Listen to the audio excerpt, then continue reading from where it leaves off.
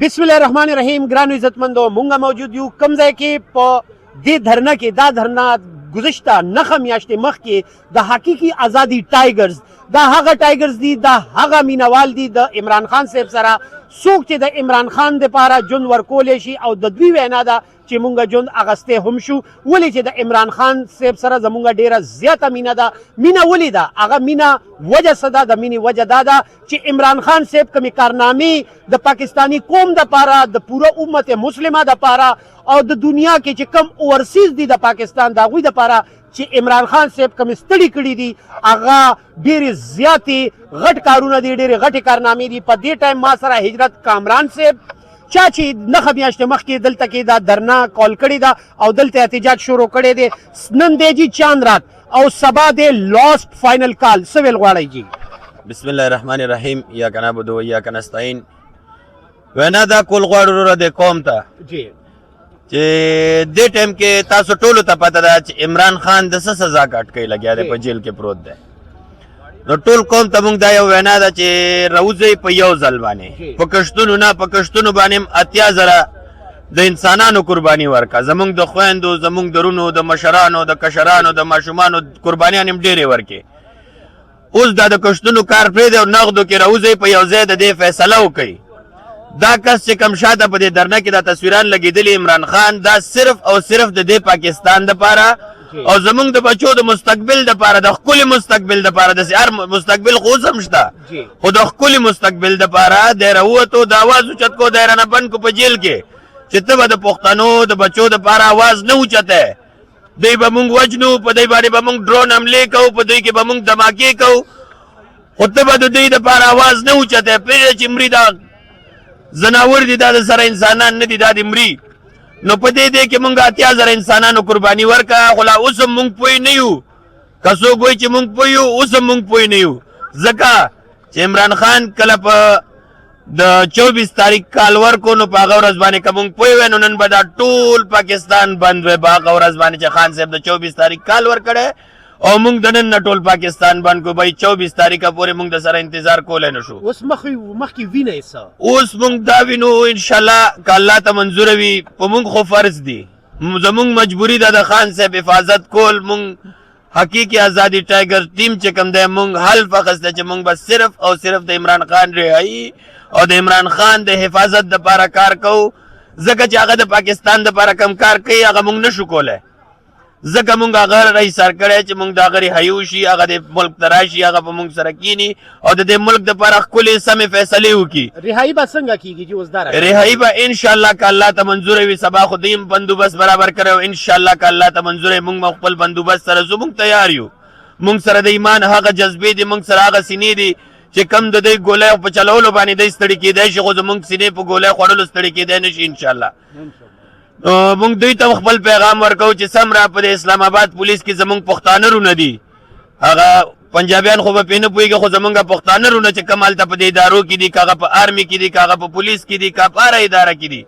هغې ته که زمونږ دا پیغام وررسي او زمونږ اواز اوري، نو وروره تاسو جنګ د چا سره کوئ؟ مونږ جنګ د چا سره کوو؟ عمران خان جنګ د چا سره کوي؟ نقصان د چا دی؟ که دا پولیس په مونږ باندې هغه خوانه شیلنګ ورئ او مونږ دې خوانه پیکاڼي ورو، نو دا نقصان د چا دی؟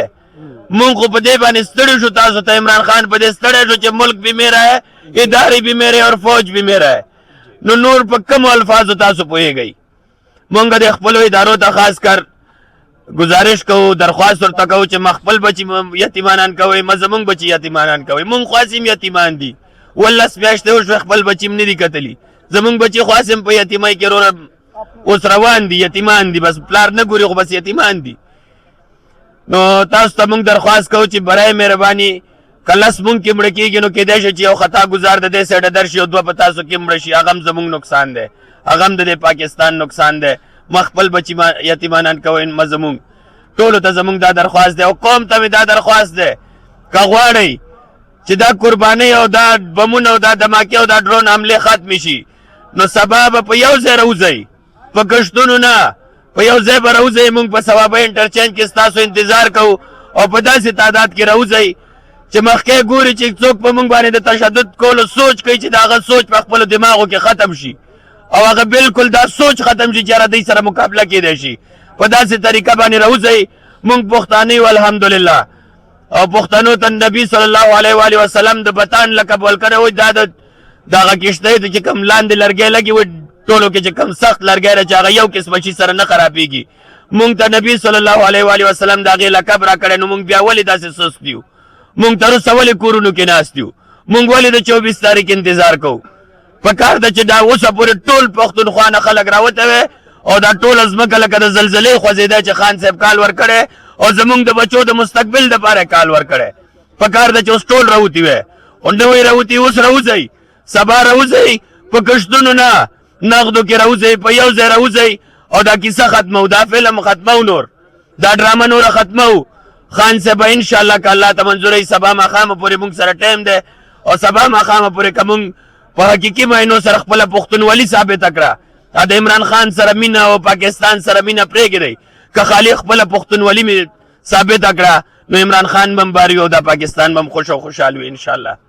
دا راته ووایئ چې اکثر دا په پی ټي آی په ورکرز باندې په پی ټي آی په لیډرشپ باندې دا الزامات لګي چې دا پی ټي آی والا دا ټول دهشتګرد دي او دا سرټیفیکیټس چې دي دا عمران خان صاحب ته هم ورکړی دی او لیډرشپ ته هم ورکړی دی کارکونس ته هم ورکړی دی آیا تاسو دهشتګرد یئ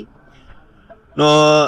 فرهاد بھائی خبره داسې ده که نه چې مونږ ځانونه په خپله دهشتګرد جوړ کړي دي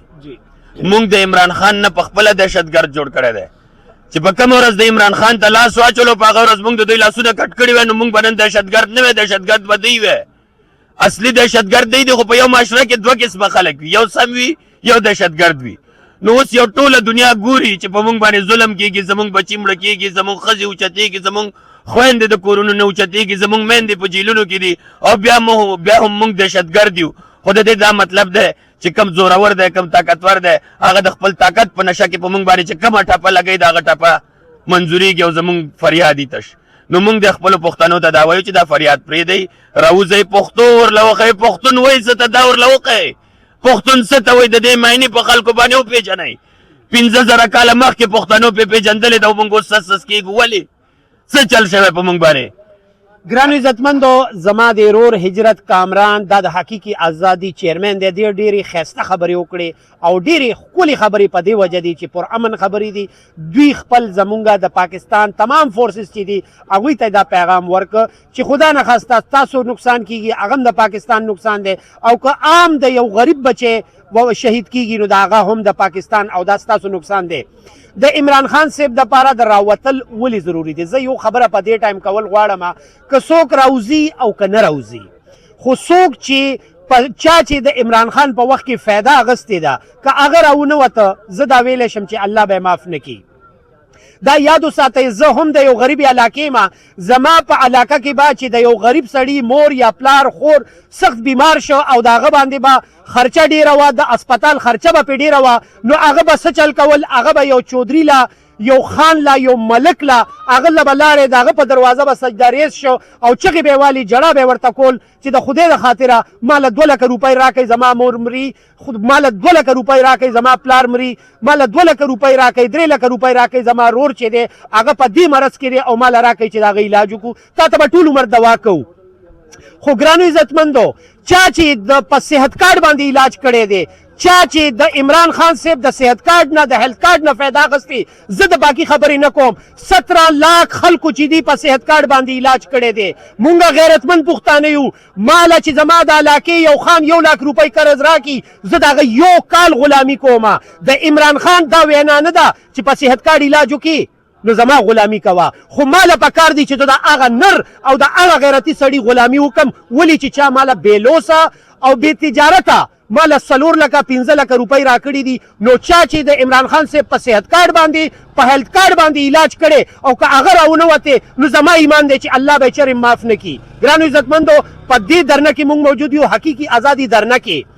دا زمونږ د کامران صاحب وینا وکړه چې سبا راورسئ صوابۍ ته دې صوابۍ انټرچینج کې به ټول پښتون قوم او دا صرف پښتنو کار نه دی پنجابیان هم راغلي دي دلته سندیان هم راغلي ګلګتیان هم راغلي د دې نه به مخکې زمونږ د بیکاره سیاستدانانو مونږ په دې کې غلولو چې دا مونږ پښتانه یو کېږو که نه ورکېږو په هلته کې به د پنجاب ناره وه پنجاب جاګ پنجاب جاګ پنجاب دا خبرې وه سند کې به د سند ناره وه بلوچستان کې د بلوچستان ناره وه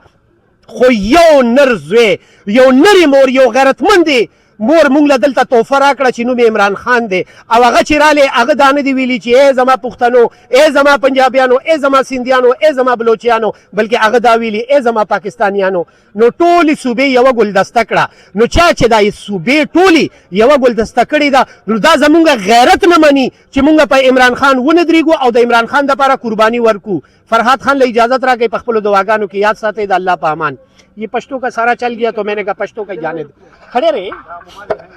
ہاں دا موبائل تنگول کئی لگا ہاں